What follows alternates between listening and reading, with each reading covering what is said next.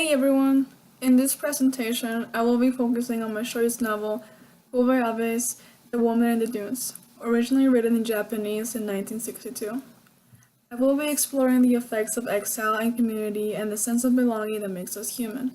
In order to support my thesis, I will be using Oedipus Rex by Sophocles, The Guest by Albert Camus, and Endymion by Hermann Hesse. With that being said, let's get started.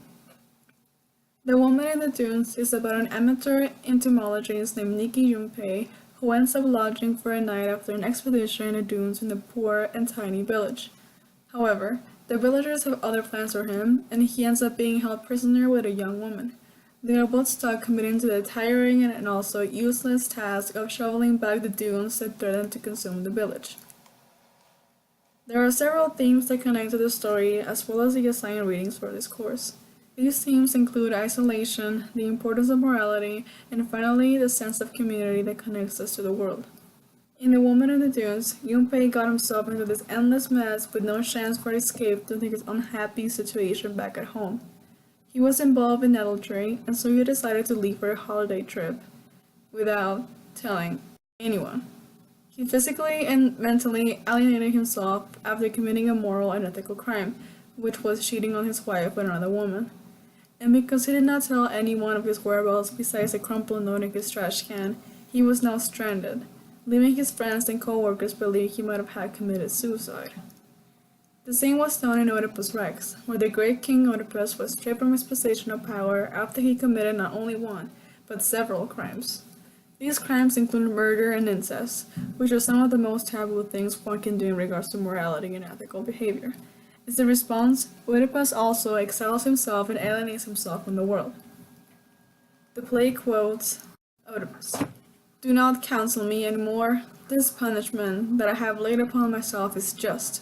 If I had eyes, I do not know how I could bear the sight of my father when I came to the house of death, or my mother, for I have sinned against them both so vilely that I could not make my peace by strangling my own life." The Gas is another story that contributes to morality. Darul, a schoolmaster, was shoved to a responsibility that did not involve him whatsoever, which was bringing justice to an Arab prisoner. Even so, he was morally conflicted on what to do, or more of what was the right thing to do.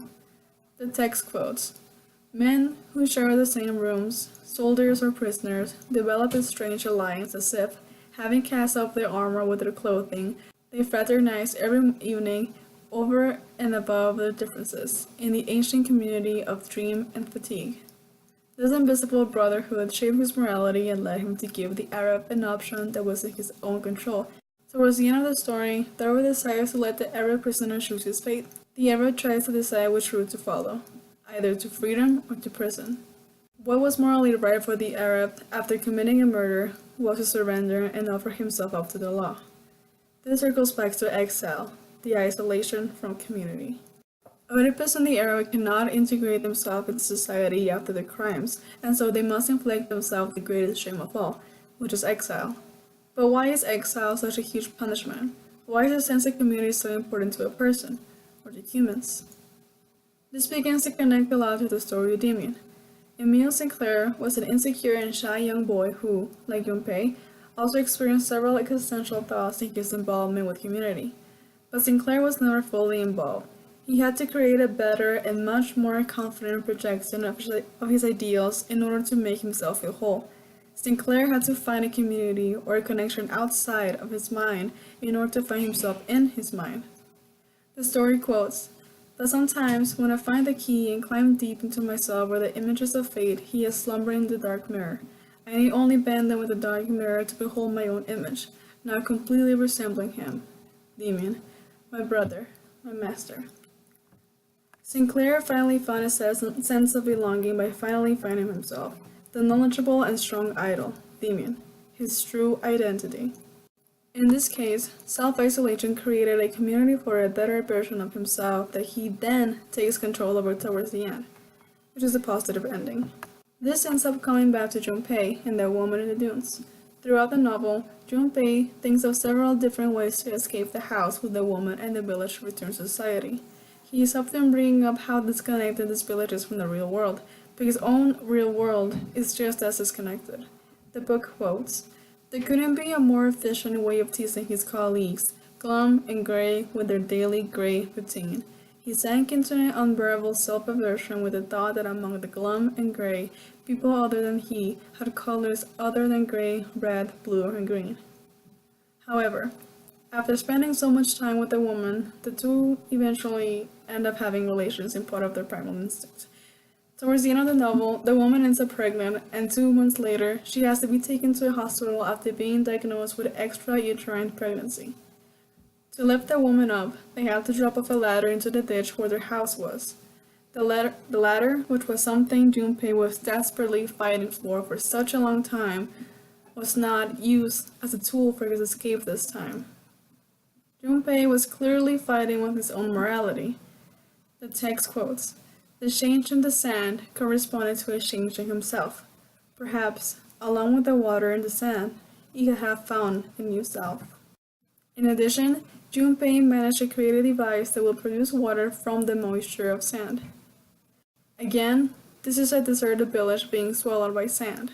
All these villagers are constantly scavenging for water, and Junpei and the woman both experienced a horrible experience of dehydration together. He became so proud of this new contribution to society that he ends up no longer thinking about his escape.